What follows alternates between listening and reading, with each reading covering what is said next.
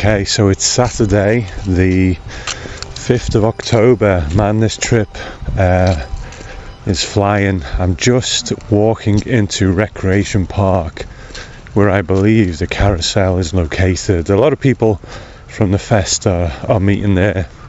I mean, you will have heard by now the interviews and so on from yesterday. What a great day. What a great day meeting everybody, putting faces to names, getting to shake people by the hand who I've spoken to for years, and the kindness that people have shown me here is just insane. You know, gifts from friends of the show, like Andy gave me a t-shirt with one of the common phrases that I use on the podcast all the time on it. And then a friend of the show, Roger, gave me a customized mug. And you know, the kindness is just insane. And it's a beautiful day here in Binghamton, and I'm gonna walk down to the carousel and meet up with everybody. So who knows, maybe I'll catch a few words from people while we're there.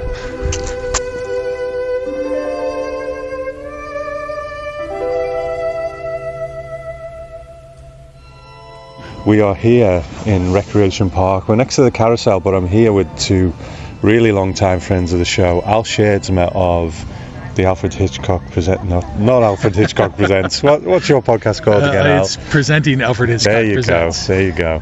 And Roger Scarlett, who's been a long-time friend of the show for many, many years. How's Absolutely. it going, Roger? Great. Good to be here. How's your SerlingFest going? Oh, it's wonderful. I mean, it's great to see so many people that, you know, you connect with online or you listen to in podcasts, and you actually get to talk to them face to face. Yeah. And, you know, picking up some new things that you didn't know about, as long as you've been involved and knowing about Twilight Zone and Rod Serling, but there's always more to learn. Yeah, absolutely. And yesterday we had a reading of The Happy Place. Now, I've always tried to get hold of that. You just can't get hold of it. I don't think it's out there online or anything like that. You caught the show, Al, didn't you? I did, yes. How was it? It was great. Yeah. I was very impressed by it. I knew sort of the general plot. Mm-hmm. I think it's written up in like the Twilight Zone Companion and some other places. Yeah. So I knew that there was this society where people were euthanized when they hit a certain age. Yeah. I also sort of remember the ending. I think that was revealed somewhere. Uh-huh. But other than that, a lot of it was just new to me, and it's just fascinating to hear that Serling dialogue and the way he pieced it all together. Because the first section, when you see what happens with the 60 plus people, that's their age, 60 plus, who are euthanized at the beginning, you start to think, well, who's the main character here? What's this going to be all about? And then it becomes, the main character essentially becomes the guy who's in charge of that euthanasia center, which is really fascinating, because he's not likable at all or identifiable at all. And yet, to a certain extent, you're sort of forced to identify with him. Just because of circumstances. I mean, his father is clearly much more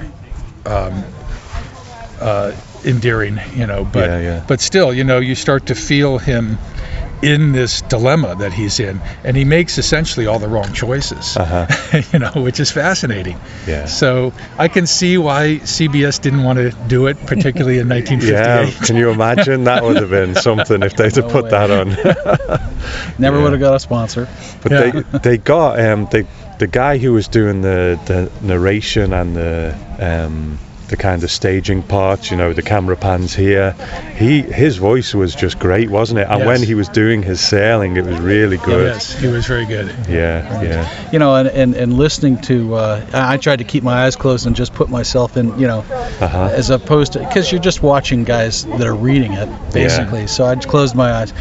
And you could just hear Rod all over that. Yeah. And you could also pick up some of the themes that ended up in some of the Twilight Zone episodes, like the obsolete man, and a few others. Yeah, and as one of the cast members mentioned afterwards, one of the characters' name is Denton. Yep. So once again, he's using names. Right. He used that name again. It's That's interesting right. to see how he recycles things. Exactly, because he does that all the time, doesn't he? Yeah. And there was lots of mentions of the state.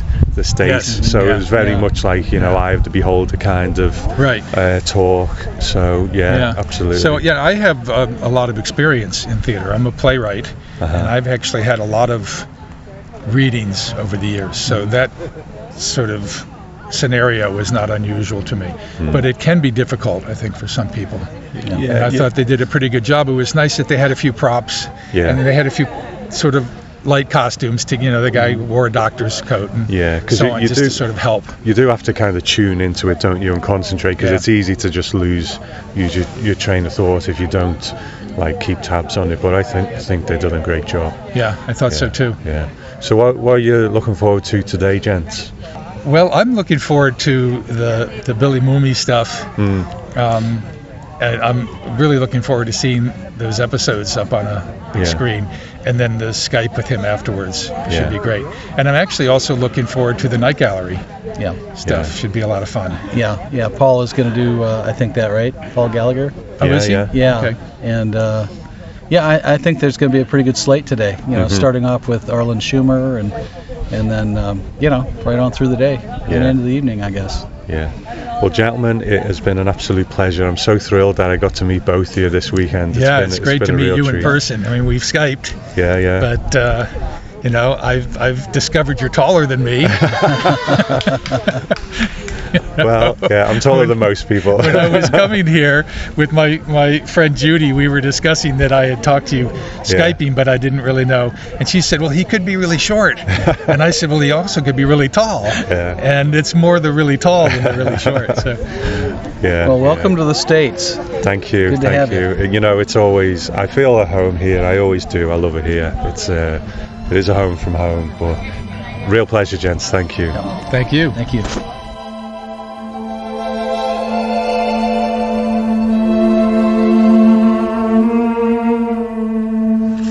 Now, you heard him on the panel we did yesterday, but I'm really pleased to meet Paul Gallagher from the Shadow and Substance blog and Twitter feed. Paul, so good to meet you, man. It was great to meet you. How's your SerlingFest going? Oh, I'm really enjoying it. Yeah, even better than last year's, and I had a great time then. So good. Yeah. I mean, we had a few technical difficulties yesterday with the panel, but I got to say, man, you stepped up, you rolled with it, and you did a fantastic job. So well done. Yeah, I appreciate that. I didn't know what to expect, but I felt like it wound up being a good discussion. It did. People seem to dig it, so good interaction. So hopefully people enjoyed that. A lot of questions, which is always a good sign. So. Now we're here in Recreation Park. It's a beautiful day, nice and crisp and really nice. But the festivities haven't really begun yet. But you got a big thing coming up later on, haven't you? I do, yes. Later on we'll be screening the Night Gallery pilot movie. And I'll be presenting that with Scott Skelton, who's the co-author of the definitive book on Night Gallery, which I highly recommend. And so we'll have an opportunity to kind of give the background to how Night Gallery, how it came about, and how it fared, and just some interesting facts about the movie.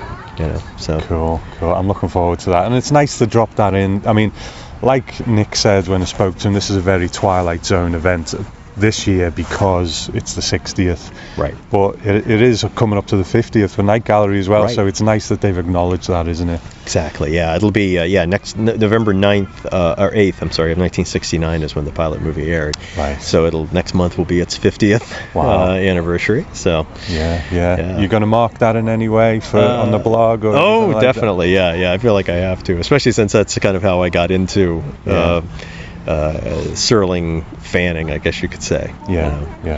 And good. So we'll be doing something special. I'm still, planning right now. So good. Yeah. Okay. So what on the program are you looking forward to in particular, apart from your panel? Anything in particular over the next day or two that you're really looking forward to? Oh yeah, I mean a number of the authors here, have books that I like very, very much. I'm looking forward to hearing Mark Dwodziak talk. When you think about it, when you're kind of at our level of fanship, you're always looking for somebody to find something that's a little different that you haven't really thought about before. I know Mark's going to be talking about connections between Serling and Charles Dickens. There's another favorite author of mine, so I'm looking forward to that. And certainly some of the other panelists sound very good as well. There's just so many knowledgeable people here. Getting a chance to talk to Martin Grahams and Nick Parisi and just these. I'm really in awe of some of the talent that's here. Absolutely, and they're so nice, so down to earth. Because I guess I don't know. Sometimes you feel like a bit of a pretender. I haven't written a book. Right. Same here. I haven't done that kind of thing. So you kind of think, well, they're the guys who have put that real groundwork in and everything. But they are just so nice and so on the level that they're really, really nice people, aren't they? Yeah, it is. It's it's nice because when you stop and think about it, I mean, we can all, sort of be in our own little worlds with our DVDs and our books and everything. But when you think about it, Twilight Zone, so much of it was about the problems of isolation and what the bad things that happen when community breaks down. And so I like the fact that we have so many good, approachable people who are in this field, and we can all come together and talk about it, because that's really the best side of us that I think Serling was always trying to encourage. Definitely. Well, Paul, it's a real pleasure. We need to find that thing that we can have a good sit down and talk about on the podcast at some point. We'll get thinking about that, because I love speaking to you, so we'll do that. Yeah, great talking to you too. Yeah. All right. Thanks, Tom.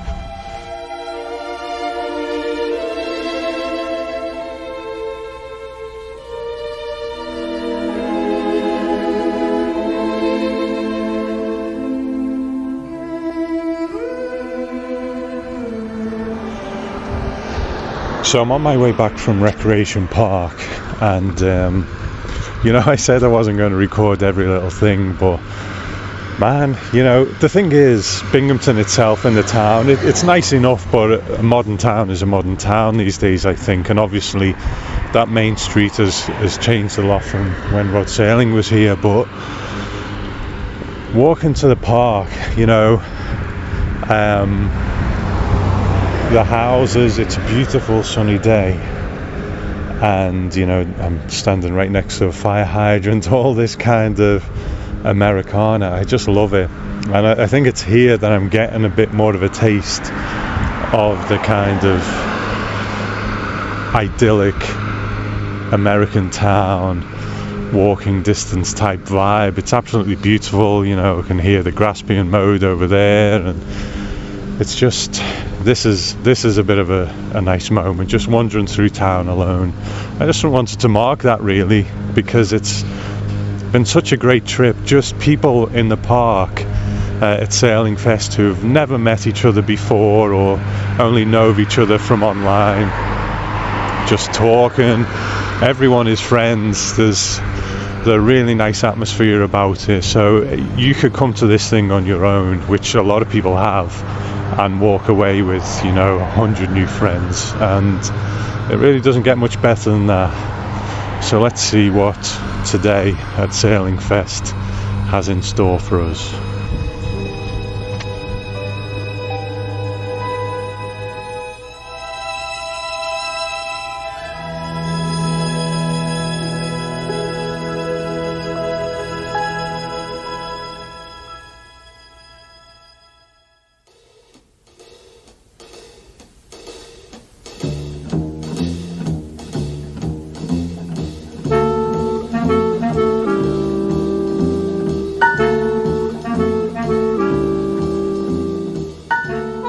That afternoon, the convention moved to the Forum Theatre in Binghamton for an afternoon and evening of exceptional programming. And while I didn't record these panels and can't really broadcast them anyway, I did record a couple of snippets just to give you an idea of the event. So hopefully, if SerlingFest returns, perhaps next time you'll be in the audience too. So at 1 p.m, Arlen Schumer gave a cut-down version of his multimedia presentation, 60 Years of the Twilight Zone. Than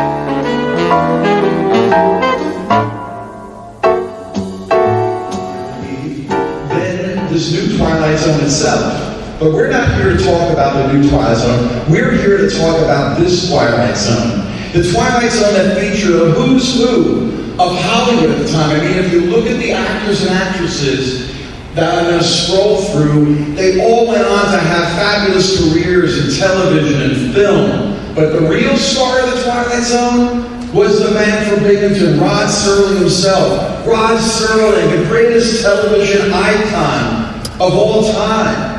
That's why the U.S. Post Office put him within a television screen. That's why when you show up in the New York Times crossword puzzle, you know you've made it. I mean, my files on my computer are full with Twilight Zone references. I figure since we're in New York, I might as well show you some of my favorite New York Times Twilight Zone references over the years. Some a little older, some very current.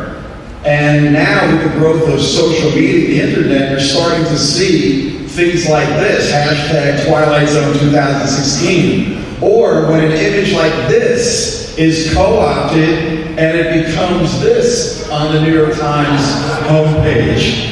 Now, thank God for the internet, because I find images like this all the time that end up being transformed into this. So that's why the Twilight Zone has so penetrated the culture. That's why there could be a comedy zone. That's why Bally's in Las Vegas has an environment like this.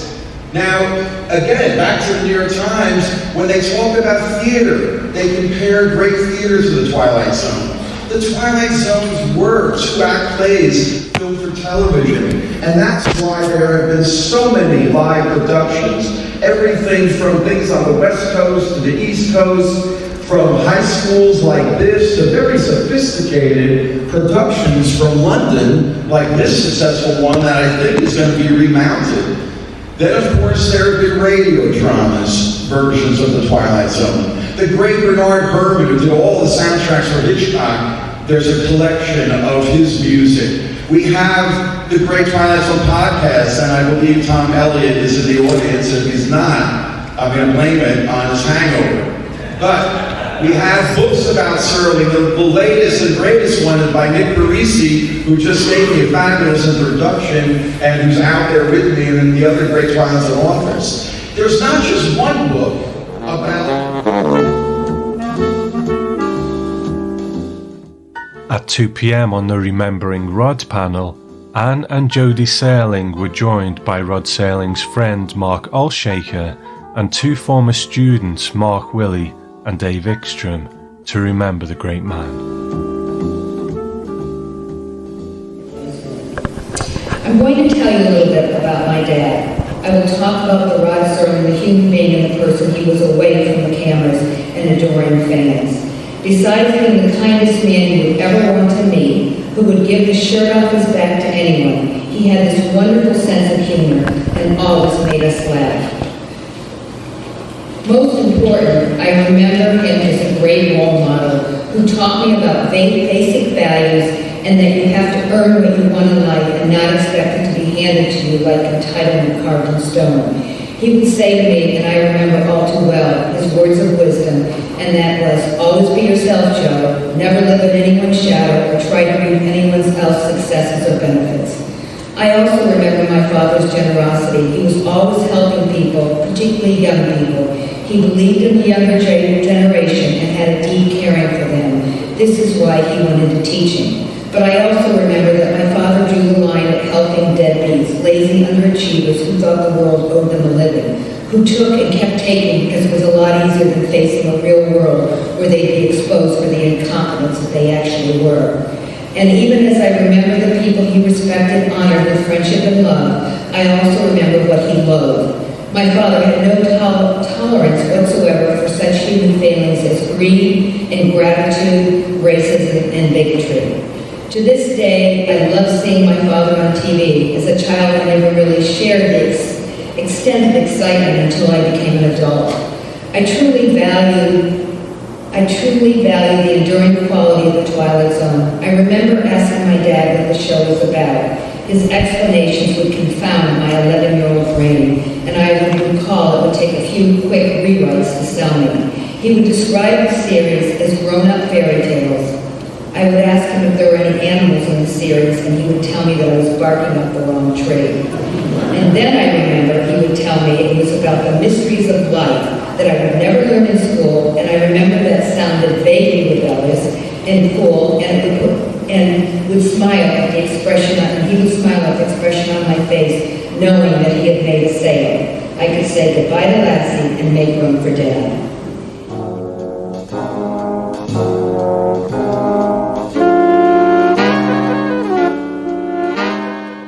On Sunday the 6th of October, the final day of SerlingFest, attendees gathered at the Binghamton High School in the Helen Foley Theatre for the final day of programming.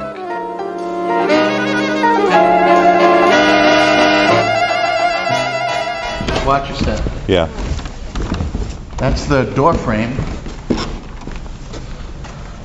that survived the fire. He painted his name in 1943, just before he graduated. Wow. Well, let's take a seat. We're in Binghamton High School, and who am I speaking to? My name is Larry Casson, and I am the coordinator of special events and theater at the Rod Serling School of Fine Arts here in Binghamton, New York. Fabulous, fabulous. And this is actually the Helen Foley Theatre we're sitting in now. This is the Helen Foley Theatre. It was named in the mid-'80s. When he was a student here, it would have been called the Binghamton Central High School Auditorium. Right. But in the mid-'80s, we dedicated the theatre after Rod's drama teacher. Right. And public speaking teacher, Helen Foley, who happened to be a big influence on his life. Mm-hmm. And also, he had a character in Nightmare as a Child named Helen Foley. The teacher was named Helen Foley. And so it was always nice to have that connection, and we decided to name the theater after her. Wonderful, wonderful. And you've just been telling me that, you know, you're very active in your own spare time, kind of keeping Rod's memory alive, aren't you, and going and speaking. Tell us a couple of things you've done. Well, various programs. About 25 years ago, I started what was called the Rod Serling Video Festival.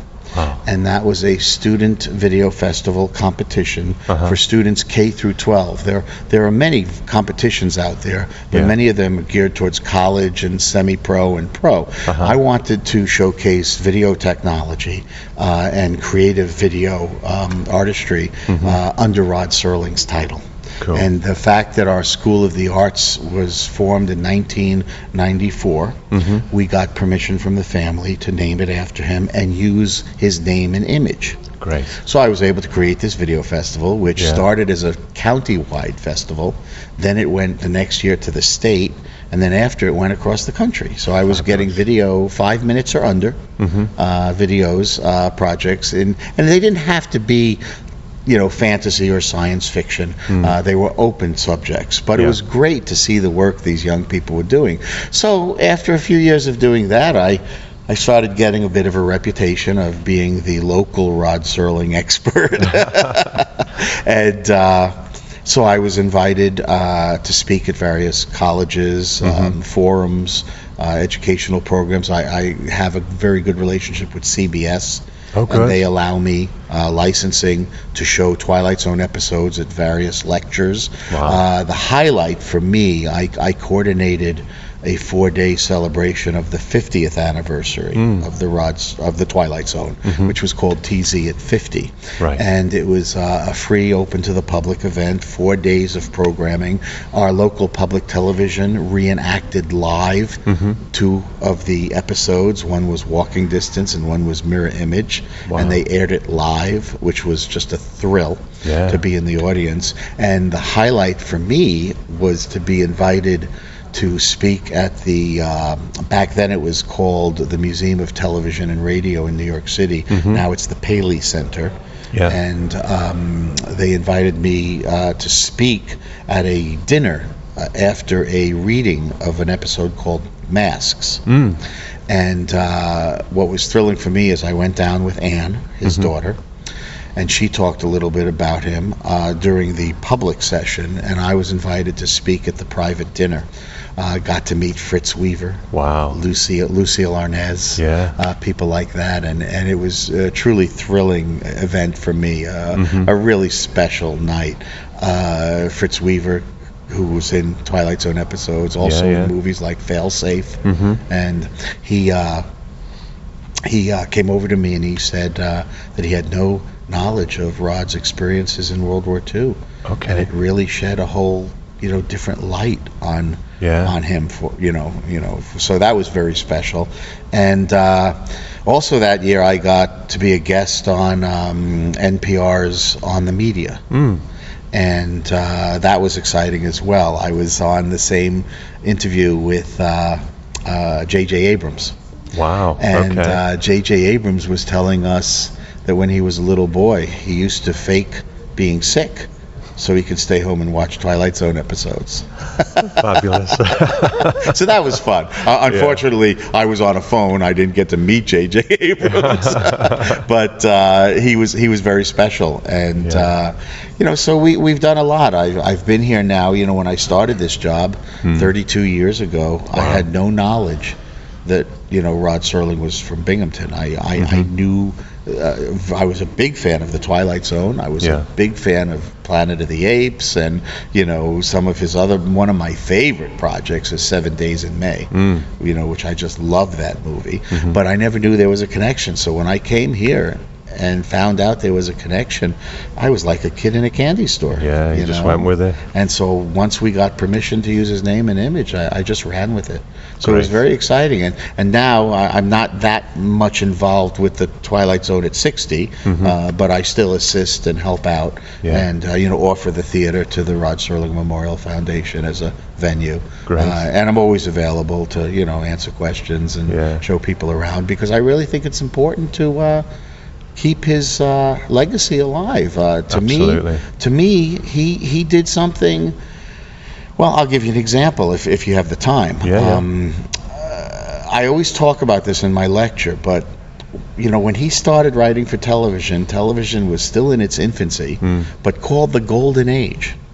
And his contemporaries were people like Paddy Chayefsky and so many wonderful writers out there.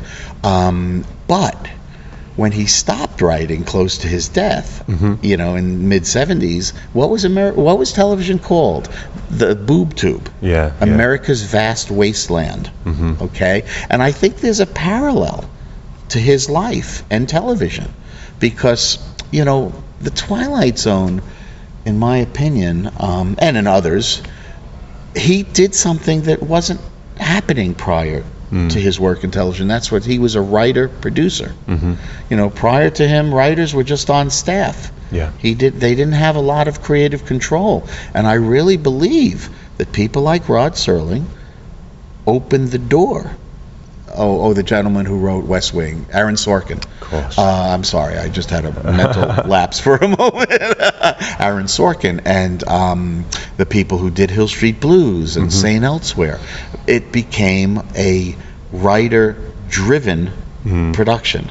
And, he dealt with the sponsorship problems. He dealt with, the issues. Everyone knows the story about, when he did Patterns and when he did, he didn't do the Judgment at Nuremberg, but he was very upset with what happened. You must know the story. It was the American Gas Association sponsored it, and they didn't want to hear any references to gas being bad. Crazy. So anyway, I think television. Obviously Binghamton, has a lot. He's one of probably the most famous people ever to come through this town in upstate New York.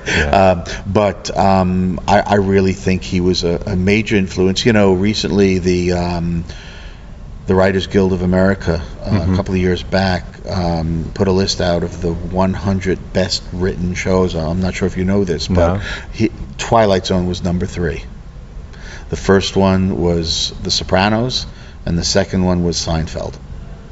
Okay, well, we can argue that, but I'm just saying that to be listed in number 3 as the the best written television series anthology, you know, and that says something. You know, you talk to his daughter, and his wife, he was such a moral man. I mean, the Twilight Zone episodes were mini morality plays.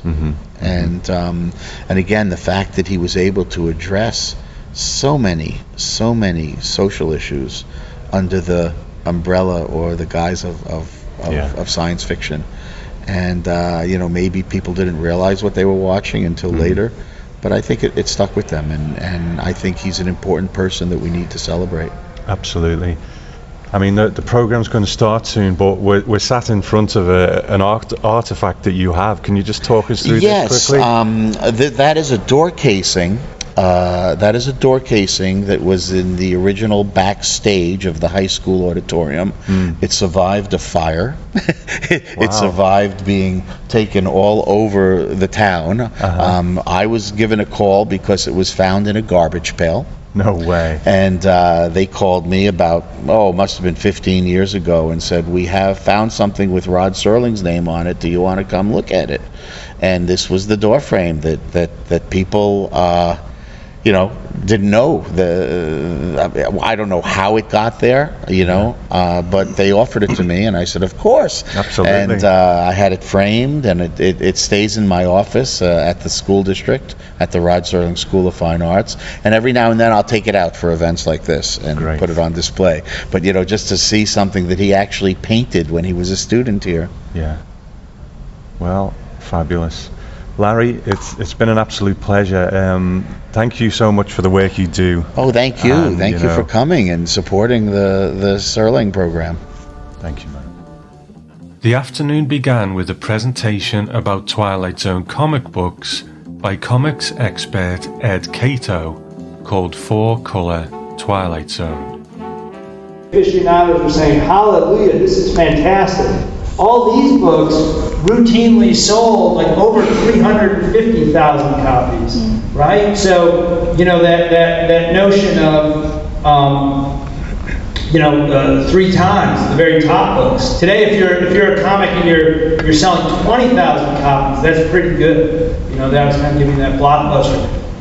That being said, it was different then as well, because in those days, comics were returnable. You would buy them, you'd be a newsstand, you'd get your packet of comics coming in, and then you'd send the comic back for a credit. In fact, you wouldn't really send the comic back in for a credit because sending all those comics would be expensive. Instead, you just rip off the cover, burn the comic, or throw it away, and send that comic in for credit. Send that cover in for credit. Of course, oftentimes those coverless comics were resold, so fans could get those at a fraction of the regular price. So even saying that notion of, say, 350,000 comics were being printed for Twilight Zone number 47, we have no way of understanding how many of those were actually bought. They were being printed and they were sold to that retail channel, which in those days would have been newsstands. But the actual number that were bought, not returned, is very difficult to ascertain. Question over there? Hi, Ed. I agree about the gold key comics. You know, they look great, but they're not great. But the collector in me would still probably like to have them, you know, in a collected volume. Have you ever heard of something like that being considered? And is there anything stopping that from happening that you know of? Yeah, that's a great question. Now, is this Tom speaking? It is, yeah. Oh boy, yeah, I know that voice from my barbecue. Tom, I can't tell you how much I enjoy your podcast. Thank you, man. It's good to see you in person. So Tom asked about why is the Outer Limits collected? Why are the Boris Karloff stories collected? And why is the Twilight Zone? The short answer is that it's complicated, and there's a fear of who owns the rights to those. There's also, unfortunately, not a high revenue potential for these. So, as CBS owns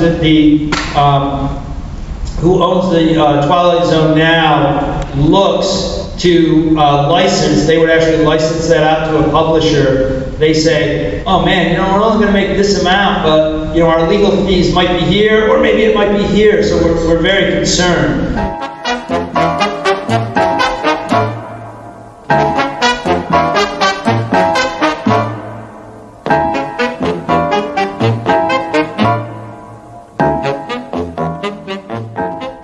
Okay, we are now on the last day of SerlingFest, and in one of the most surreal kind of parts of this trip, and probably my life in general, I'm sitting in a deserted high school in Binghamton. I feel like I'm on the set of Smallville or something.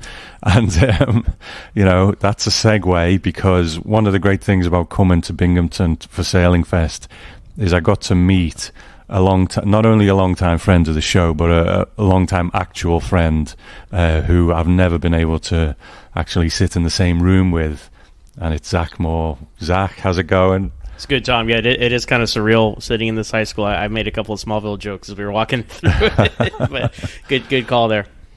I thought it'd be nice to just sit back and have a little chat about SerlingFest, We'll take it loosely day by day, but, day one, we had the panel that I was on. We had the happy place. So, thoughts on day one? Well, first of all, yeah, as you said, it's great to meet you in person. And when I arrived and you gave me a big hug when I showed up at the bus station, that was a lot of fun. And and that's what part of like this whole fandom and podcasting journey is all about. I'm part of a lot of different fandoms and whatnot, but it's always, and this will be a theme as we talk here, it's really about the people more than the experience is great, like the events, the organizational schedule, if you will. Yeah. And that's the tentpole that brings us all together, and that's great content. But then everything around that too is like that intangible greatness that goes with everything. But definitely. But so day one, right? Yeah. I mean, we did the panel. I think it went down well. There was a few technical difficulties, but it was a nice start, and I was glad that it was first as well. Yes, and I could get it out of the way. Yeah. But hopefully, I'm going to edit all this together when we get back. But there should be like all those interviews we did, and I have to thank you for being the sound guy yes. and really hooking that up. No, happy to be a part of it. I know as we were going around, interviewing the authors and whatnot, I was just being the tech guy. And sometimes Tom would be like, "Hey, you got a question?" I was like, I'm good. I'm good." So no, it was just fun to be a part of it, really, because it's like I'm part of the live podcast here on this side. So just happy to be a help, because as I said before, you're really a big inspiration for me, having gone into podcasting to begin with. So now it's great to just kind of be part of that here with you. So. Oh, thank you, man. Thank you. It was a little different as planned, but we rolled with it, and we just recorded the interviews. Now, it was originally going to be that we were broadcasting to the room. Mm-hmm. That didn't really happen, so I had interviews that were geared towards doing that. There was a few fun things in it, like guess this quote from the Twilight Zone, put the authors to the test, that kind of thing. But it never the format changed, that would not have worked translated as well. Right? It just wouldn't have translated as well if you're not playing to a crowd. So I just kind of made questions up on the spot, and I have to say I don't get starstruck. I've interviewed celebrities and I've been doing this a while, but when I was with Anne Serling, it was just such a huge moment that that's not the best interview I've ever done. She was very gracious, obviously, but I was kind of starstruck and a bit lost for words. Well, you did better than me, because you were being nice. You're like, "Hey, Zach, do you have anything to ask Anne Serling?" I was like, no. But yeah, she was very gracious, and it was great to just spend a few minutes with her. And and I have her book. I've yet to read it, but I'm looking forward to digging into it, especially after hearing her speak as well, and heard what she has to say over the course of the weekend. Mm-hmm. And then in the evening, we saw The Happy Place, which was, it's always great hearing Rod Serling stuff that you've never heard before. And I've known about this. I've always wanted to hear it. So what do you think of that show? I really enjoyed it. Like, I didn't know what to expect, because I'd heard of it, right? But this was the first performance they had ever done, to my knowledge. And I thought it was really great. You can see a lot of the DNA of the show in there. Mm-hmm. You can see it's like a little Obsolete Man here, a little bit of other episodes. That mainly, I'd say Obsolete Man more than anything else. But it's pure distilled Serling. And it's interesting to me, being a Star Trek guy as well. Star Trek a little further with their original pilot, The Cage, which is what they filmed it, they presented it to NBC. NBC didn't like it, so they scrapped it and did another episode, and that became Where No Man Has Gone Before. That with William Shatner, and that took off and became the Star Trek we know. Serling and the Twilight Zone had a similar route, but they didn't even get past the script phase. Apparently CBS sponsors, as we were told, didn't really like some of the themes in this episode, and so they squashed that. Although I thought it was great. I was actually surprised that they never pulled it off the shelf later for in this 5-year run of the show, that they never dusted this off, because so many episodes are similar to others. I don't think that would have been a concern, but maybe whatever those objections were permanent. I don't know. It's something they could probably do now, absolutely, in the new show. How about that, having an episode written by Rod Serling? You might have to tweak a couple of things for the modern format, but it was a long thing, so it would probably fit on the new show. Yeah, well, there's no exact time limit, so that's great. Yeah, I think they should do that. But I really enjoyed it. You could definitely see all the themes they were going for, and I felt like even at the end, I was guessing what would happen, because there's some characters, there's some family intrigue, some quote unquote state intrigue, as we're familiar with in the Twilight Zone, and that was really the crux, and how these characters come together at the end, and there were like about 3 beats or lines at the end. I thought, oh, that would have been a great ending line, and they kept going, and there were still great ending lines at the end. So I really enjoyed that, and I do hope that that something, as the Twilight Zone has now back in production, right, that they can find some way to incorporate that into it, because as you said, start season 2 with an episode by Rod Serling, right? Absolutely. Slam dunk. Yeah, definitely. Okay, and in the evening we went out for drinks. Typical first night of convention. Too many drinks, probably. Close the place down. But I think one of the pleasures of this trip has been, every time we go out of an evening, the great sort of illustrator, author, Arlen Schumer has been out with us, to eat and whatnot. Amy Ball Johnston came out on the evening, so it was really nice to kind of speak to them under those circumstances, wasn't it? Yeah, it was funny, because you hear a little bit of like Arlen was going to do his presentation the next day, so we got a little preview of that the night before, and then just to talk about this stuff, and it's like he talks some Twilight Zone, he talks some life, have some fun. So it just that is that intangible part of coming to these events that you can't capture, even doing a podcast together. Like I'm on my computer, you're on your computer. We talk a little bit, and then it's like, all right, down to business now, and you're just shooting around, having a glass with friends, and it's a great experience. So definitely. Okay, day 2 was a couple of things going on. I forget now. There was like the night gallery panel. There was a screening of the first episode of Night Gallery. I think the highlight of the day for me, though, was the Bill Mooney interview. I thought he put on a good show. It was via Skype, but he's such a personality, isn't he? Yeah, he brought a lot of personality to it. He was wearing a T-shirt, "What happens in the cornfield stays in the cornfield." So he really embraces the fandom, and having been into all of this fandom and show business from such a young age, he's seen it all through the decades, and he really is, I guess, quote unquote, one of us, because he appreciates what these things are, and yeah, he brought life to it. He wasn't, he really kind of gave some meaningful answers, and really delved into some stuff and told some great stories that I had not heard before. Maybe some others had, but it really it was seeing him do the Anthony look for everybody. That was great, because we saw him on a big video screen, and he still got it. I never know that he was on Alfred Hitchcock Presents, by the way. I didn't know that. He told a great story about Alfred Hitchcock Presents, and I'll have to go seek out those episodes and check him out. So yeah. What was on in the morning? I don't remember. So Arlen Schumer. That's right. Oh man, I've got to cut that out. He would kill me if. Well, the thing is, there's so many friends here. A friend of mine, Willow, we met up and we were going to Arlen's thing. We were in plenty of time.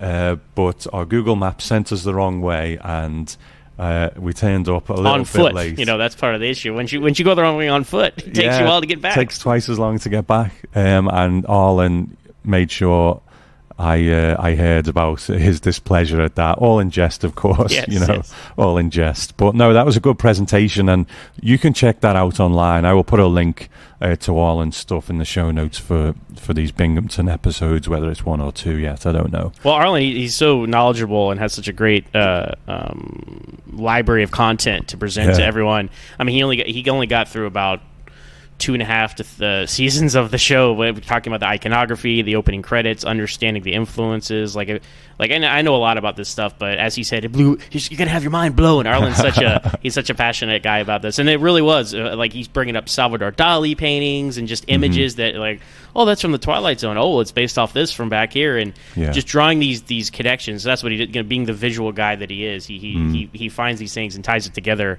and just a really great presentation. And and Arlen is always a captivating guy to hear talk, so it was a great one. Yeah, and we went to the pub later on as well, and I asked him, I said, are you working from notes there? Now, one of Arlen's catchphrases is, "Are you kidding me?"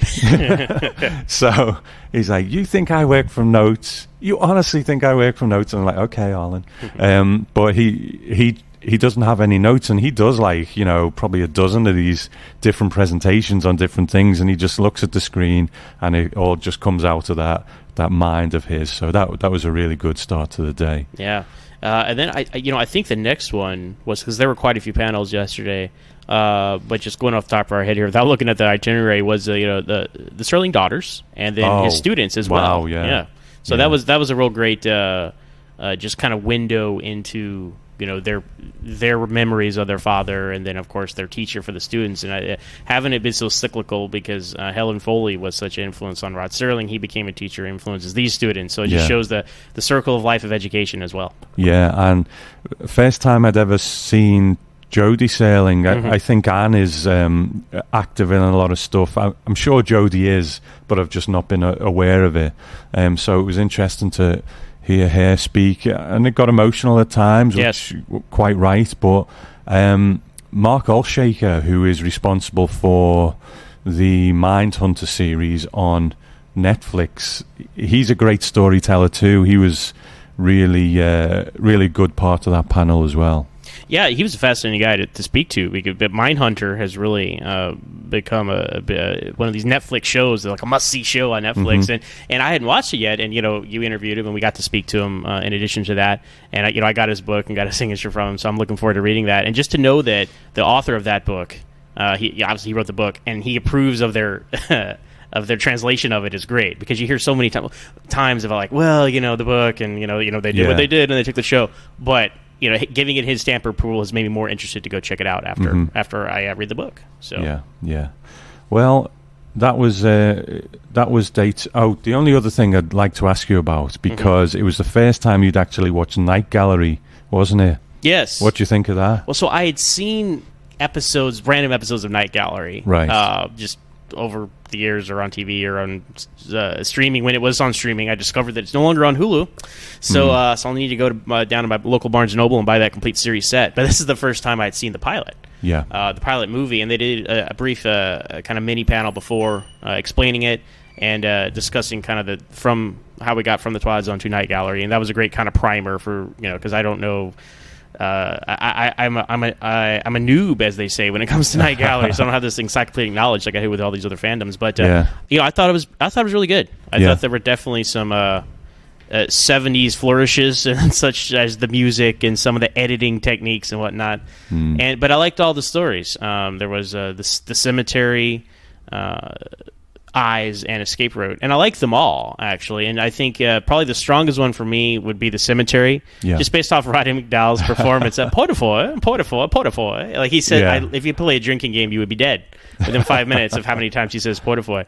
But he had such a charismatic performance, and his dynamic with the butler, and it was great. And the other, Joan Crawford, right? I mean, great in Eyes, and then Steven Spielberg. I mean, you saw some kind of directorial flourishes there, some creative stuff, and nothing to be like, this guy's going to be the greatest director of all time. Like, he's personally my favorite director of all time. And then the last one, I probably like Escape Route.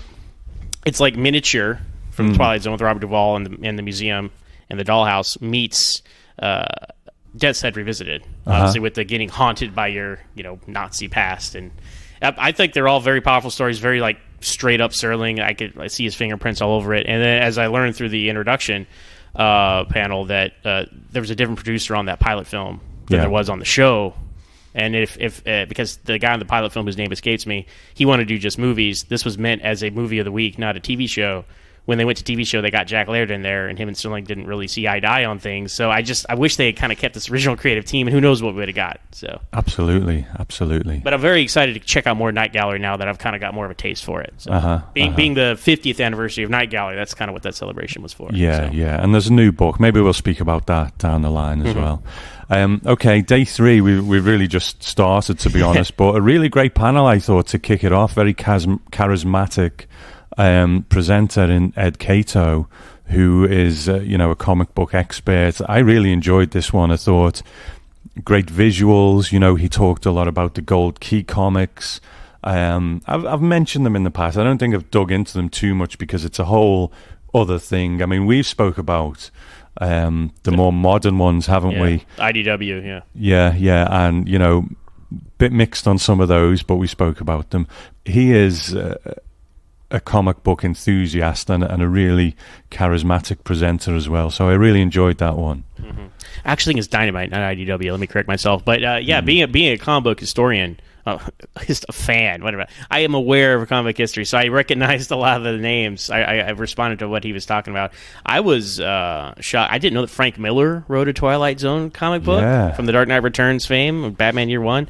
So I'll definitely seek that out. And then other creators like Lynn Wein, who created Wolverine and Swamp Thing. So you had a lot of big names in comics, and this is, of course, in the days of before. There was a lot of creative control over quote unquote expanded universe material. Yeah. So it was interesting. He brought up that you had your Outer Limits comics, you had your Boris Karloff comics, and you had your Twilight Zone comics, and they were almost just interchangeable. Yeah. As if they just depending on whose picture they put on the cover, right? Yeah, definitely. That was hilarious. Absolutely. But they were identical. Yeah. And the stories, a lot of the time you look at the cover and you think, well, that doesn't seem like the Twilight Zone to me. But nice cover, you know. I mean, you could have a night gallery, if you will, of these covers, especially the older ones, the more pulp influence, and they're paintings, not just like little illustrations. So that's a whole nother, as you said, a whole nother can of worms, so to speak, of fandom that, down the line, if you want to get into that. And, the thing is, he was talking about, he mentioned that there's so many. I had no idea that these went on so long. These went on for decades. I just thought, they had a short run that tie into the show, maybe like in the early 60s. No, these go on into the 70s, and then they revived it in the 80s for a little bit with that revival, and now it's back. So, I mean, there are so many Twilight Zone comics out there. Yeah. Now, because, the day's events have really only just started, we are coming up to 3 o'clock. I think there's Reba Wisner's panel on, which is about the music. Unfortunately, I did mean to grab Reba and speak to her, but I think she's going to be leaving straight away after her panel. So unfortunately, we probably won't get to do that. But, let's just talk about the thing overall. You mentioned at the beginning that it really is the people that make it. And I think the Memorial Foundation are so approachable, lovely people, and they're putting a lot of great work in. But the people we've met here has been amazing, and like I mentioned to you before, I'm not going to go through a list of names because I would forget people. Right. And you know who you are. Yeah, you know who you are, but I have met people who I've corresponded with for years about the Twilight Zone podcast, and it's a case of like, if this person lived down the road from me, I would be hanging out with this person every weekend, yourself included, Zach. I think I knew that before we ever came here. But there's so many people that we've been hanging out with, and it's like, it's almost a shame because, I would happily hang out with them in day-to-day life anyway. Yeah. No, definitely, and just having that camaraderie, just that instant camaraderie you have from that shared fandom is such a cool thing to capture, and something that if people haven't been out to one of these things, if you have a fandom of any kind, I recommend going and reaching out and connecting. Just jumping in groups, because these are people we just met like 2 days ago. In the flesh, or even other people who you had corresponded with. Some I hadn't, but I'm just meeting them a couple days ago, and now we're just talking all the time, and it's a good old time. And And I do want to mention as well, going to the carnival grounds, or what's the official name for it, Tom? The carousel. The carousel, in the park there. Recreation Park, that's what it is. Carnival, Recreation Park Carousel. That was cool. I think everybody here has kind of done that at some point. You go on the carousel, you go to the gazebo, you see the Rod Serling plaque there. The carousel is it's actually kind of an indoor carousel, which kind of took me by surprise. But that's the whole theme of walking distance, people. Things change. You can't get your chocolate milkshake with 3 scoops for 10 cents anymore. That's the carousel. But hey, I rode on the carousel, and the foundation here and all that has done a great part of keeping that alive. And I did want to mention that they, when they renovated the carousel, they added some cool artwork. Talking about artwork from the comics, they added some cool Twilight Zone artwork to it. There's like some fantasy stuff on there, but then all the heavy hitter episodes, as you say. There's some great artwork on there as well. So it's like I am on the carousel that inspired Rod Serling to write this episode. So it's just part of the Twilight Zone pilgrimage, and that's definitely, if you ever come to Binghamton, you have to go to the grounds there, I think. Yeah. So I guess we'll close off with this, that we mentioned the people who came here and who we've met, but if this happens again next year, I hope it does. Whether I can make it out again, who knows? But it would be nice to. But if you are concerned, well, I'd like to go, but I've got no one to go with, don't be concerned. Just turn up. You will get speaking to people. There's plenty of people who have came on their own to this, and they've walked away with friends. So I think the best way to make that happen is to support the Rod Serling Memorial Foundation. Go to rodserling.com, sign up, make a contribution. It's something that I think I'm going to need to do a bit more, maybe throw a few bucks their way to hopefully keep something like this going. Yeah, this is a great organization and a great thing they put on here to kind of just raise awareness for the past, the present, and hopefully the future as far as this goes. And yeah, as you said, Tom, like if people are intimidated by just coming here alone, just show up places, start interjecting people in conversation. You'll get carried along on the wave of the fandom here. So definitely. Yeah, definitely. Okay, so we will leave it there. Who knows? We might just plonk a microphone on the table at dinner later and catch a bit of chit chat. Some of the people who are here at SerlingFest with us, but we will see. Zach, I am so thrilled that you came to this, man. Thank you so much. Absolutely, Tom. Yeah, I mean, like I was thinking about it, like 60th anniversary, okay, but then when it was official, you were going to come. Like, well, I have to come now. I have to go for this. I have to meet Tom. So it's been my expectations were surpassed on all fronts. So great. With the convention now over, all that was left to do was to retire to the bar for something that happened throughout the weekend, a conversation about the Twilight Zone over drinks.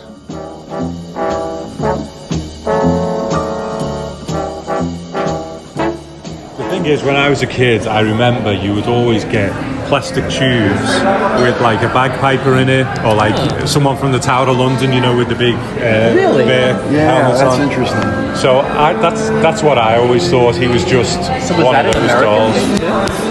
Well, here's the that has no resonance in now does that it must go back to the short story, the fact that he was a bagpiper. But here's roughly how I break down the 5 characters, and it has to do with what the episode is about. To me, the episode is about we are all characters in search of our own exits from our own. This is extremely hot. Be careful, okay?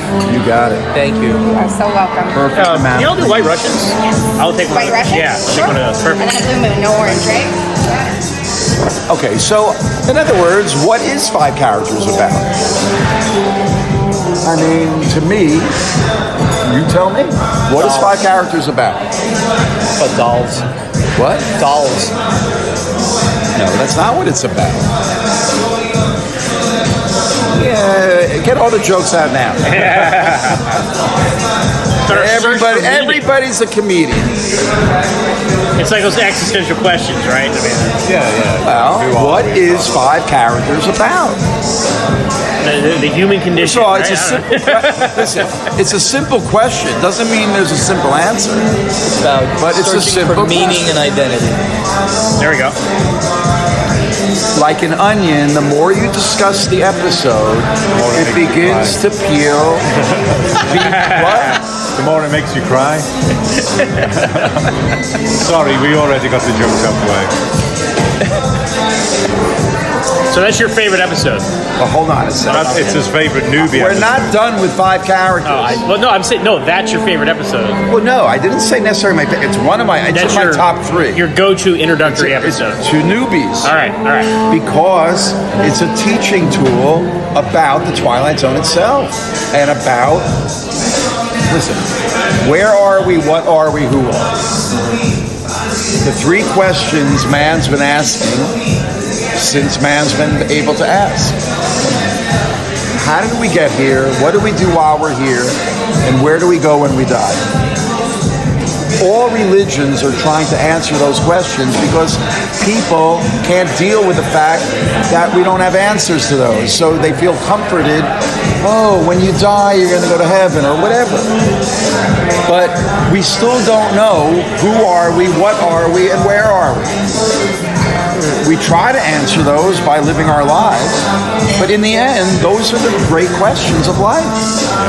So then, how is it played out? There are 5 characters in this conundrum, literally, a circular conundrum. How did they get out? By working together. So it becomes a metaphor for what society is. We are all cavemen, left to our devices, especially men. We would all be isolated, alone in our misery. Men don't really bond with each other. Women are more relationship oriented. The way society is built is, by climbing over each other to get out. That's the only way we'll get out, is through community. Serling's big theme in Twilight Zone was solitude, aloneness. So if the only way to get out is community. In other words, society is community. But then because he falls out at the end and actually he's just a doll, is it just like, well, you're going to die in the end anyway? Well, that's one way to interpret it. Or it's don't ask the question, you're not going to like the answer. Okay, now this gets back to each individuals. So to me, each of the 5 characters represents like 5 character makeups of human beings. Now, I don't know.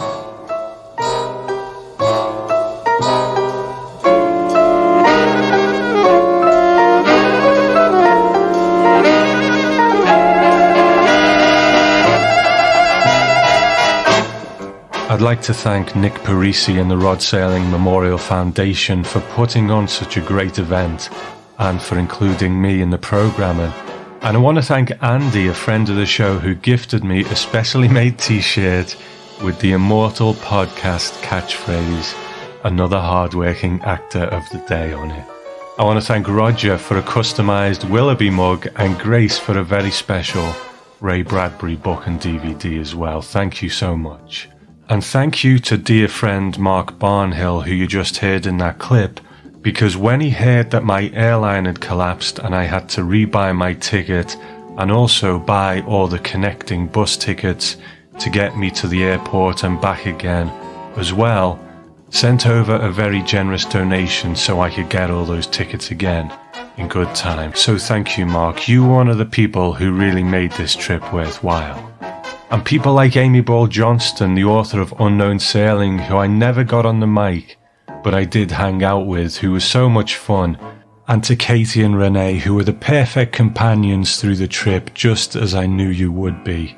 And to Willow, who would have thought that getting lost in Binghamton would be so much fun, and I can think of no better person to get lost with. And to everyone who came over to say hello and to chat about the podcast and the Twilight Zone in general, I wish there was more time to speak to you all, and I hope that I get there again so we can do that. So thank you everyone for making me feel so welcome. But with the convention over, I headed to New York City to meet up with some more Twilight Zone friends.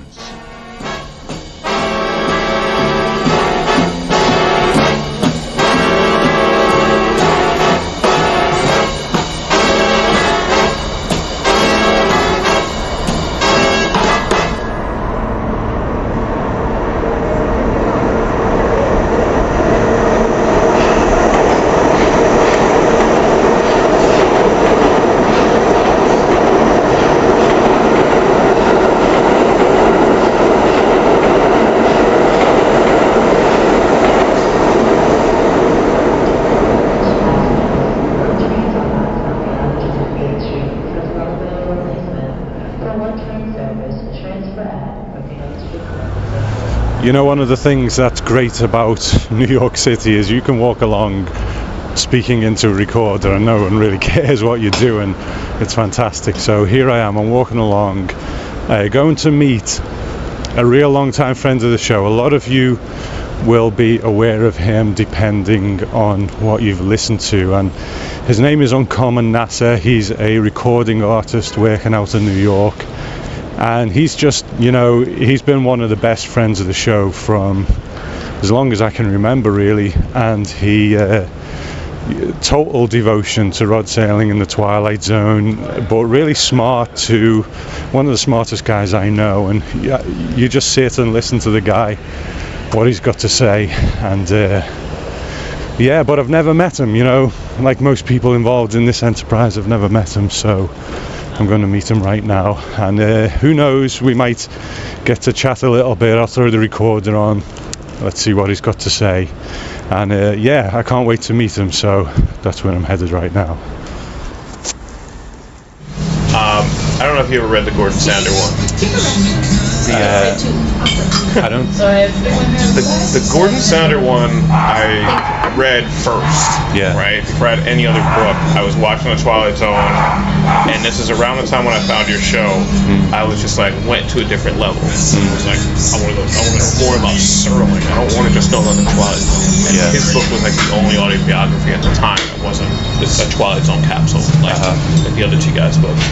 So I bought that book and I read it. It actually has a lot of true information in it, and a lot of like the story about the kid who died with the crate falling on him. Like that stuff is substantiated by other people, you know, by Amy Johnson. You know, like those stories happen, and they're in his book. And there's stories in there that I haven't seen anywhere else about him taking extra dough, like when he was in the States to test parachutes. Okay. And he would like jump out of planes after the war, like in the U.S. as like a test jumper. Like, and I haven't seen that anywhere else, but it's in his book. I see. Like that he was doing that in the 50s while he was still young enough to do it, obviously. But I felt like it was kind of exploitative. Like a lot of what the family, it seems like, and what Scott was saying is that they actually, the book paints him. The book is called Angry. The Last Angry Man or something like that. Yeah. And they're really pissed about that definition and like these struggles after the Twilight Zone being defined in a certain way. And you know, as a fellow artist, I kind of read that as like passion. You know, and it helped me identify with him, like seeing that he was frustrated sometimes with his lot of where he was. Even though he had success, he wanted more. He wanted to stay relevant, and that's very prescient for me. Like that's how I am. You know what I mean? And so like it helped me bond a little bit more with the man.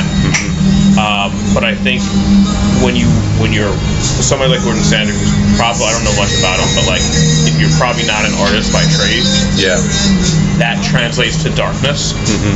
And I think that's how he explained it in the book, and I could see that because I understand what is being said. But I think if you're not and you read that, you're probably like, why are they making him sound like this monster? You know. And I remember growing up feeling this way, that like my impression of Hollywood at that time and TV at that time was like, we have all these new toys, we're going to make everything better. And that's always been my impression of the 80s Twilight Zone, is that like their idea was like, we're going to improve this. And I hear people talk all the time about like the dedication of the producers and some of them knew Serling and all this other stuff, but when I watch the product, I always am like, you really thought you were going to put this in color and cast different people and just blow people's minds, because that people didn't respect the black and white yet. Like, I mean, when I was a kid, I had relatives that still had black and white TVs. You know, it was only 20 years. Like in 64 was 20 years earlier. I mean, those TVs were still there. Like, they were still selling black and white TVs, like to your bedroom or like some secondary TV. I had one when I was a kid. I had one too, And I just think they really were in their own head with that series. And it just looked like everything else as well. It did. But they didn't know that at the time. Like, they didn't know how, they just didn't know how special Twilight Zone was. And that's to the point of the Gordon book. is like there is some truth, I think, to the fact that Serling probably was not in a great mental space after the Twilight Zone, not just because the Twilight Zone was canceled, but because I don't think people understood how great that show was in 1968. You know, there were college students that he would go talk to that loved it because they were in school for writing. But the general public was just like, oh, this is the guy that sells me cigarettes now. Like, I do think that it was an element of that to him, and unfortunately, he didn't live long enough to see that come back around. Yeah, but we now look back at it with this lens of like, why would he ever feel that way? Like, it's 2019, and the show is like considered by most people like the best show of all time. You know, I mean, in terms of network television, in terms of that time period. You know, there's people that are obsessed with HBO's programming and stuff like that. But you know, that's not for me. You know, like, but it must have been weird, you know? I mean, Planet of the Apes got taken away from him. You know, and it's your show. Like, I knew the fragments of the basic story arc of how that got taken away from him, but like when you broke down, I did not know about, and I guess some of Amy's research, because she went deep on the Planet of the Apes stuff too. Those two things together like really opened up the door to like understanding that the producers were essentially at fault for a lot of the issues because they wanted like that weird, I was trying to describe it like the other night, like that weird like rape fight scene thing that was in Planet of the Apes. Just no one comes out of that looking good, you know? Yeah, just like you really, and my thing is like, that shows what I'm saying, is like those producers got Rod, in my opinion, like because he was the fantasy guy, and he was already known as like, they talked about the other night at the Night Gallery thing, like they wanted him to do a show called Wizards, Warlocks, and whatever the fuck. You know, and that's just totally not what the Twilight Zone was. Even if you take all the political stuff out of it, still wasn't a Monster Masher show. There were still dramas, you know, there was still like The Hunt and shows like that. And you know, the general public in Hollywood didn't see him that. They just didn't, or else they wouldn't have approached him to do a movie and suggested that would be a scene in it. You know, that's what I would say to that. You know, because like all the social stuff that's in Planet of the Apes that makes it a great movie. I mean, it comes from the French writer because he did have a lot of that in it, but it comes from Serling preserving it. And like, you know.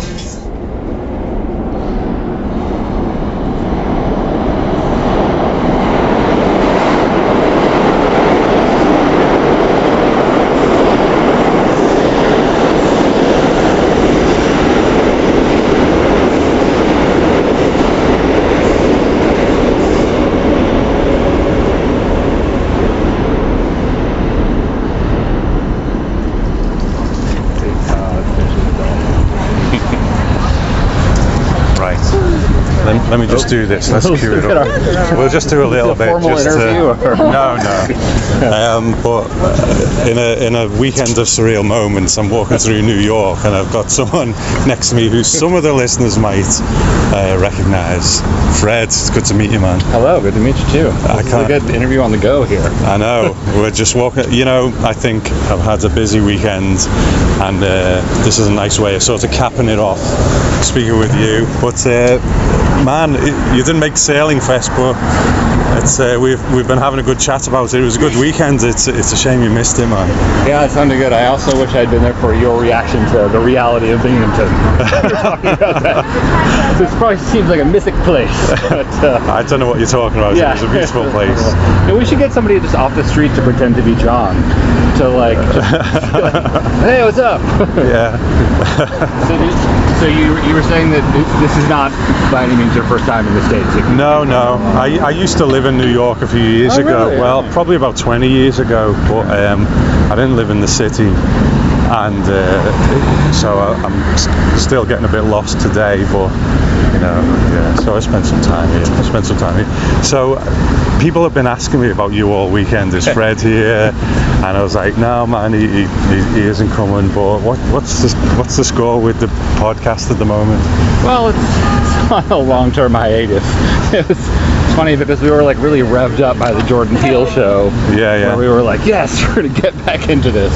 And then like 2 episodes in, we just hit a wall. I don't know if we talked about this, but John now has 3 children and I have 1, so we're very much in parent mode. So it's hard to sneak it in, but we will do another episode for sure. Yeah. Do you think you will go back to the Peele stuff and complete that, or what are you going to do? Yeah, I want to. I actually haven't watched it past what we recorded. Have you? Really? Have you seen the whole run? Or? Yeah, I've seen the whole thing. I was I was underwhelmed. I don't know what your take was. Well, I mean, I was pretty positive about the whole thing, really. Some were better than others, obviously, and it's finding its feet, I guess. Has the ending been spoiled for you, the last episode? I know there's like some weird meta thing, that much I know. Right, okay. I mean, I've tried to like stay away from it. It's tough, like to me, like the Twilight Zone is just so specific to black and white, 1960s television, Rod Serling. It's like, it's not, I mean, it's cool that they did it, and it's cool that people care about the show, but to me it's not like, it's not the kind of show you should try and revamp. Yeah. So you're kind of the opinion that they probably shouldn't try anyway? Well, I mean, I don't know. What do I know? You put some legwork in with this thing. I mean, yeah, I kind of think they shouldn't, but I'm not mad that they tried, Yeah. What was, like, again, I've only watched the first 2 episodes, so what do I have to look forward to? Well, Take a look there. I think there's 2 real standouts for me. There's an episode called 6 Degrees of Freedom, where they go to Mars, and one called The Blue Scorpion, which is, clearly about the gun issues in America and so on. But I think they handle what you're talking about. But I love the rifle I'm carrying right now on Greenwich Avenue. It does look good on you. Yeah. But yeah, so they're 2. If you watch nothing else, then those 2 would be good ones to watch. But okay. So I get it. Life gets busy. Yeah. And do you think you'll always do it? It's just going to be a case of when? Yeah, I think so. I mean, the podcast was really based around me and John's friendship more. Yeah. When we love the show, it certainly comes from a deep love of the Twilight Zone, but it was more based around me and John having an excuse to talk to each other than anything else. So as long as we're still on speaking terms, we'll probably do it every now and again. But we also finished the original series, which is something you're still working on. All right, Fred, go on. No need to rub it in. When things get real in the streets of New York. That's it. I mean, the landscape has changed so much now as well, hasn't it? There's so many out there. I lost count at 5 or 6. Yeah. Do you listen to the new ones that come out, or? No, and simple question, simple answer. That's not me being, dismissive or anything. I just like to do my own thing, and if someone does something, I mean, I've got to admit, I think in the early days I probably was a little bit territorial. Yeah. And but you can't have it 2 ways. You can't want people to be talking about the Twilight Zone and for it to be part of the sort of dialogue, and then just say, well, but only I can have the dialogue. I think it's really important that I have a dialogue for the Twilight Zone. Yeah, it's tough. Yeah, but so I'm not listening to them to be horrible. It's just, if I say, I mean, because you probably feel the same. It's a 60-year-old show. What are we going to say about it that's unique or that hasn't been said before? So if I listen to 5 other shows and they say this about a particular episode, then I don't feel I can really do it anymore.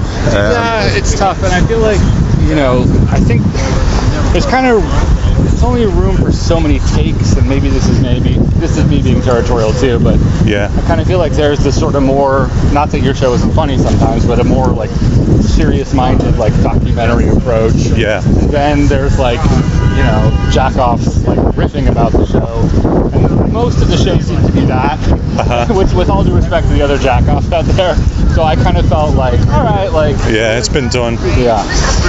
I mean, my friend Zach, who is at SerlingFest, SerlingFest said that it was like he felt, and this isn't my point of view, it's great that people are talking about it, but he felt that the bases were covered.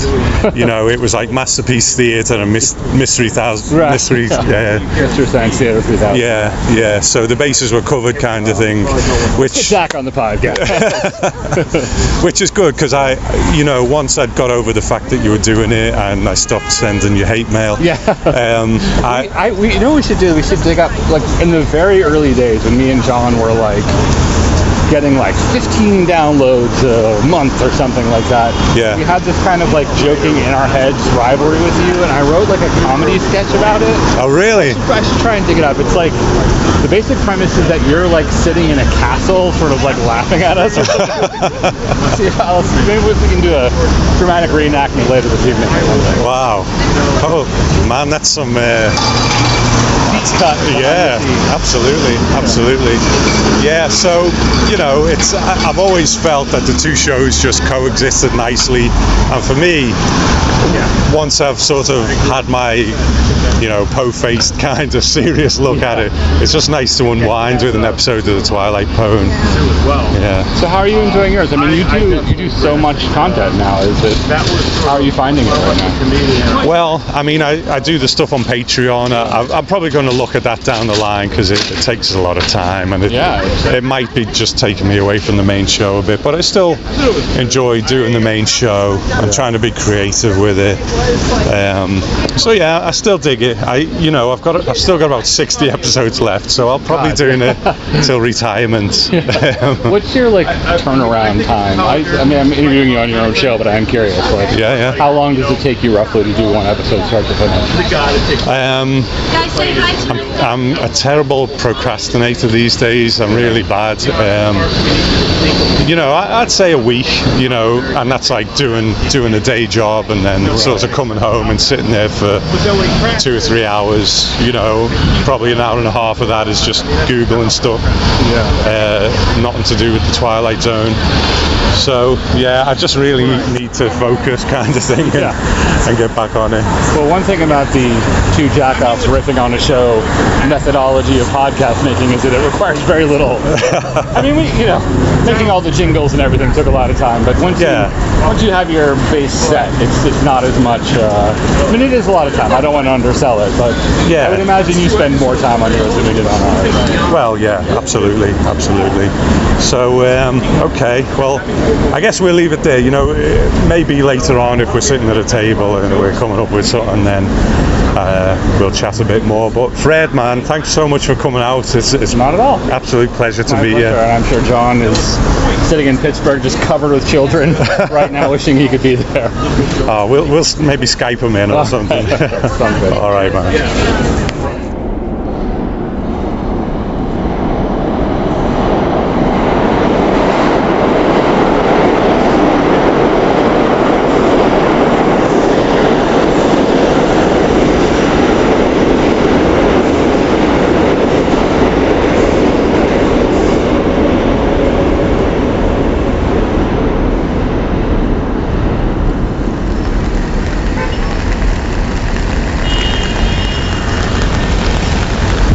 It is the 10th of October and it is my last day in New York.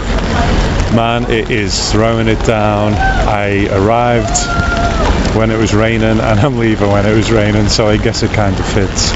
But what a journey. I just wanted to cap it off in some way. I'll leave it here. I hope all the footage that I've recorded comes to something and it makes an enjoyable show. I don't think there's much more I can say on it. SerlingFest was such a blast, and the friendships that were made, the people that I met, the program was great, and like I said to Zach earlier on, the people is what made it. I want to say thank you to the Rod Serling Memorial Foundation, because they're all fantastic, all really approachable, really welcoming. They knew who I was. and were all, really happy to see me, which was great. Even Ann Serling sent me an email afterwards to say it was nice to meet me and thank you for what I do. And wow, you just can't really put a price on that. So yeah, it was the people that made it. There was people there who I recognised from offline, and I wish we kind of recognised from online rather, and I wish we'd had the chance to speak more. But the whole trip was a bit of a whirlwind, but I'm grateful for the people who came over to say hello, even if we didn't go for a drink or go for something to eat or what have you. There's a lot of people who came over to say hello, and that was great. But then everyone seems to gravitate in groups, which is really cool, and I love my group, and I would go so far as to say that there was people there,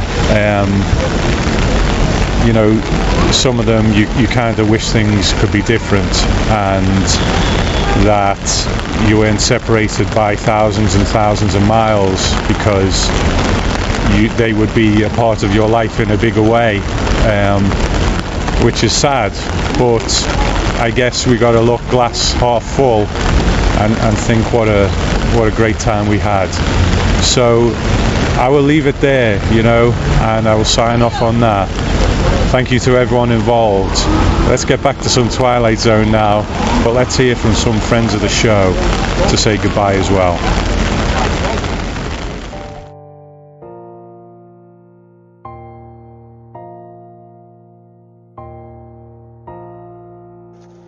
Hey, this is Nick Parisi, author of Rod Serling, His Life, Work, and Imagination, and I just wanted to chime in on Tom's wonderful coverage of SerlingFest 2019, the TZ at 60. This was the third such event that I've been privileged to be a part of as part of the Rod Serling Memorial Foundation, and I think it was by far our best event yet, and that's judging not just from the attendance, but from the response we've gotten from everybody. It seems that everybody who attended this year had a tremendous time. And I really just wanted to thank everyone that did come out and supported the foundation. All of the guests that we have at SerlingFest had this year or in past years, none of them receives payment for their appearances. They all do it out of the goodness of their hearts to support the Rod Serling Memorial Foundation. And so every dime that you give to the foundation by buying a ticket or buying a raffle ticket or whatever it may be goes directly to the foundation. And we have so many things that we want to do to honor Rod Serling, particularly in Binghamton, New York, his hometown, but elsewhere as well, that it really does obviously help us in our mission. So again, thank you so much to everyone that came to SerlingFest 2019. I hope you come back next year. We learn a little bit each year with these events, so I hope next year will be even better than this year. And if you want more information about the foundation or to keep up on news for next year's SerlingFest, just go to rodserling.com, www.rodserling.com, and you'll be able to get that information. And again, thank you so much. It was a tremendous event. I had so much fun meeting everybody. We had people from all across the United States as well as Canada. Some people flew in all the way from Ireland. And of course, Tom made his way across the pond to join us as well. So I was very happy to finally meet Tom and to hang with him a little bit and to meet everybody else too, because it was a 3-day love fest of all things Rod Serling and the Twilight Zone. So again, thank you so much, Nick Parisi from the Rod Serling Memorial Foundation, and I hope to see you again next year at SerlingFest 2020. Thank you. Hi, I'm Arlen Schumer, and I was just recently at the great SerlingFest 19 in Binghamton, New York, Rod Serling's hometown, celebrating the 60th anniversary of what I consider not only the greatest television show of all time, but really the father of American popular culture. But I got to tell you, being in Binghamton with a large number of people who felt the same way about the Twilight Zone as I do, sharing that camaraderie, lecturing to them. I got to do my Twilight Zone multimedia show, seeing Ann Serling and Jody Serling there, and knowing you're with the children of Serling himself is such a special, unique feeling. And for it to last for 3 days and to share so many great experiences, great talks. One of the ones that stood out for me was the one about the Twilight Zone music, which I happen to love, and that was really ear-opening, to pun on eye-opening. but they were eye-opening things as well. And I just had such a wonderful, wonderful time. And I can't wait to do it again next year and onward. This is Chad coming in from Raleigh, North Carolina. Just wanted to say what an honor it was to be able to attend SerlingFest in Binghamton 2019. What an honor it was to get to meet all of the people whose voices I've been listening to on the Twilight Zone podcast now for so many years. It's a show that keeps us steeped in the Twilight Zone, and it was a great honor. And until next time. Tom, this is Mike Lynn from Chicago, and I just wanted to thank you again for making it to SerlingFest. It was great meeting you, and I love the podcast. Also wanted to thank the organizers for a great event. And finally, besides making a lot of new friends, the highlight of my trip was getting over to the carousel and riding on the same horse as Martin Sloan does as a child in my favorite episode, Walking Distance. See you all next year.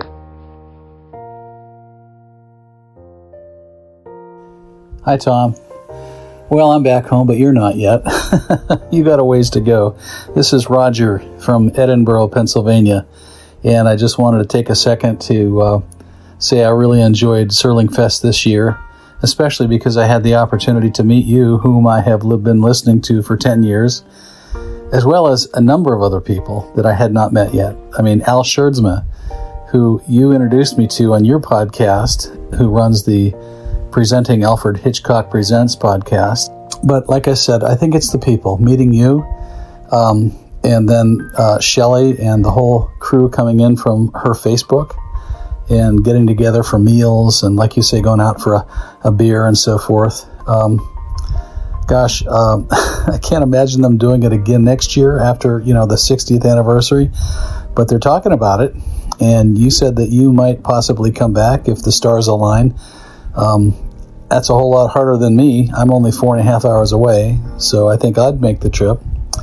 But anyway, I don't want to ramble on. Just hello, great to meet you in person, and I'm glad you had a good time. Look forward to hearing your podcast. Too, and people from all over the United States and honestly all over the world, like Canada, the UK. That's just amazing. I can't believe that we all came together for this one single event, and we just instantly had a group of friends. And kind of looking back on it now, a few days out from it, it is very bittersweet because we all have to go back to our regular, doldrum, everyday lives, and that's okay. Hopefully we'll all be able to get together again sometime soon, maybe some other time, but all I know is that regardless of what happens, I'm so thankful. Hope everybody had a safe trip home.